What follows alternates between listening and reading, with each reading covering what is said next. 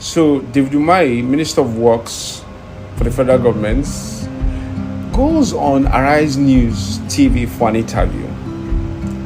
And one of the journalists there, Rufai Oseni, asked him a simple question, and boom, this man felt like he was accused of stealing,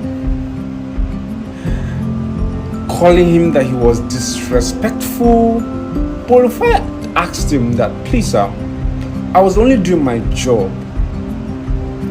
I mean, from that moment, you could feel the tension rising like the fuel price. Job is accountability. You are too small for me to report you to the president. No, but they are empirical. You are too small. Minister, let me speak.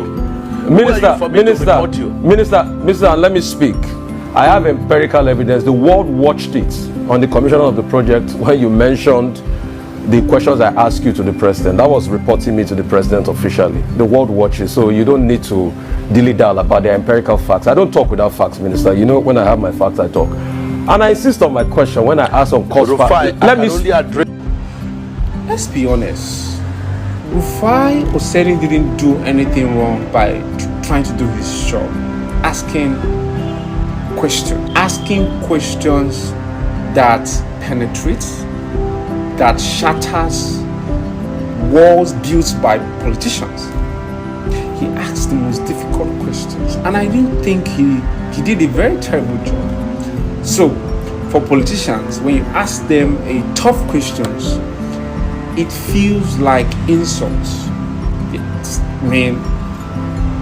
It's just like a question. Someone asks you, why is the road being delayed? And in the head and in the brain of a politician, he thinks that you are calling him a failure. Is the road being delayed? He feels like the question is like, you are a failure. You've embezzled the money.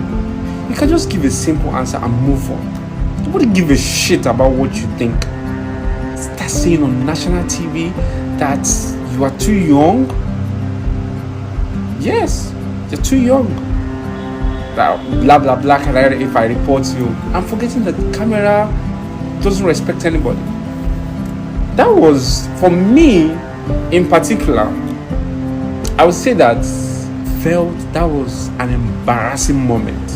Even him going back to watch that clip, that video, he will feel so ashamed and so embarrassed. I insist on my question when I ask on cost. Let me only address you, Minister. You will not allow me. If you can just keep quiet and be calm and just allow me speak, I'll be happy. All right. So my question still persists as regards the cost per kilometer. You cannot tell me that we don't have a right to know the cost per kilometer, even if it's an undulating landscape. Give us all the facts and the details of the cost per kilometer. That's all we'll ask for. Other questions as regards the loans taken. Let me finish. Let me finish. Let me finish. Listen to me. Minister, you will not allow me to speak. The minister will not allow me to speak. No. Don't do that with me. Minister will not allow me to speak. I was in your studio. Minister will not allow me to speak. And when the first section was on, and I ran the figures. And what you're asking us is 750 kilometers of coastal highway. We should tell you cost per kilometer. So you multiply by 750. That's Nosisika. No, so tell me the cost per kilometer. There's nothing too hard for you to tell me that figure. You've not still told me that figure, so I was right on that point. The second point, because you don't understand anything. The second point I'm trying to make is you don't understand anything. I'm a professor in this field. Okay. You don't understand anything. What university gave you professorship in this field? You cannot ask me to tell you a cost. What university gave you professorship in engineering? I didn't know you were Professor Umahi, Minister. I didn't know. So please, I'm professor in practice. In practice. I'm professor in practice. Okay. I understand engineering very well. So secondly, and you have no knowledge of what you're asking. If you will let me, you have no knowledge. If you will let me ask. So you keep quiet. Okay. And then stop. Okay. Minister, it's all right. Keep dignifying yourself and let the world see you for who you are. If you allow me speak, the other 100 kilometers that you said they've added to it, we would like to know the cost per kilometer of that one. This is like a story. This is like a story of two family members having a fight, and the older one tells the younger one that I am your senior, And then the younger one tells the older one that, yes, but you borrowed my generator last night, so return it. That kind of picture. That's exactly what this thing is. A pity. It's a pity. It's a pity. So we need to hold these politicians accountable. We need to hold them accountable. The public, the journalists are doing their job. So the politician, the Umahi should actually come back and then give us the actual facts about these projects. Tell us how much a kilometer of that road is costing taxpayers in Nigeria. Because the road is funded by taxpayers.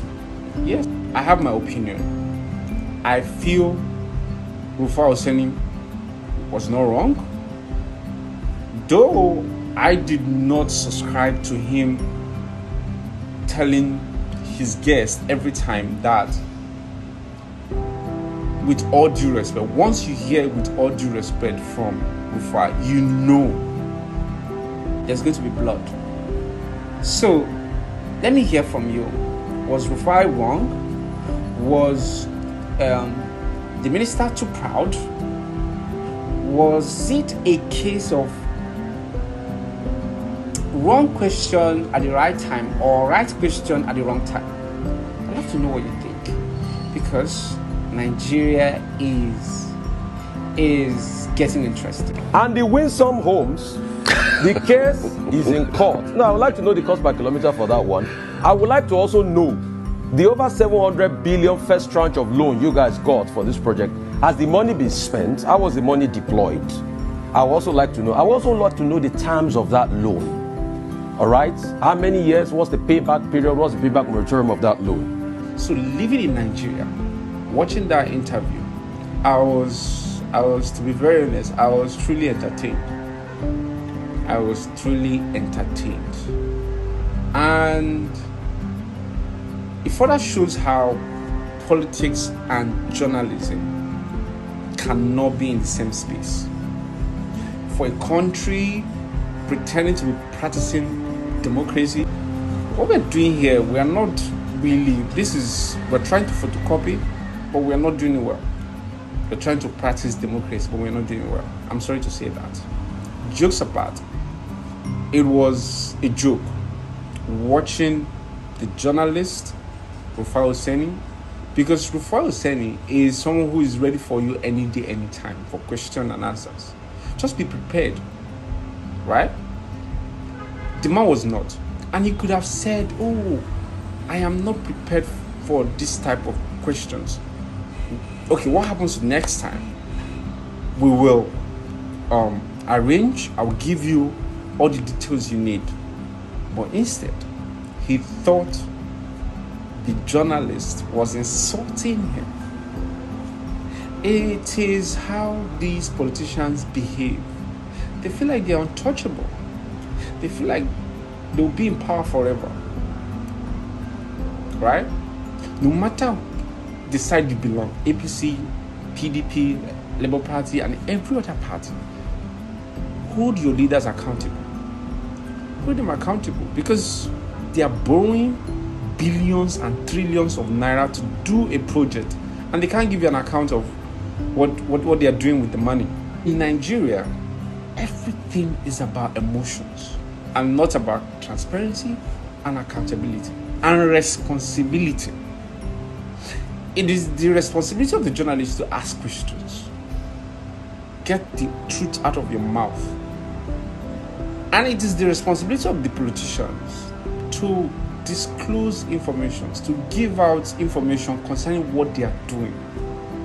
It is their responsibility to know what to do. But when you see politicians telling you, "I am your senior,"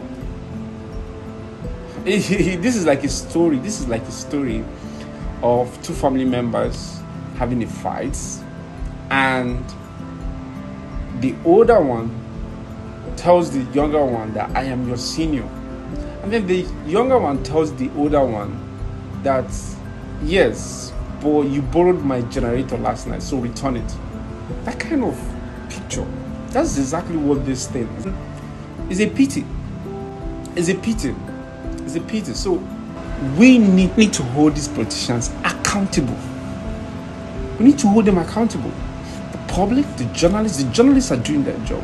So the politician, David Umahi, should actually come back and then give us the actual facts about these projects. Tell us how much a kilometer of that road is costing taxpayers in Nigeria, because the road is funded by taxpayers. Yes, I have my opinion. I feel Rufai Oseni was not wrong, though I did not subscribe to him telling his guests every time that, with all due respect, once you hear with all due respect from Rufai, you know there's going to be blood. So let me hear from you. Was Rufai wrong? Was the minister too proud? Was it a case of wrong question at the right time or right question at the wrong time? I'd love to know what you think, because Nigeria is getting interesting.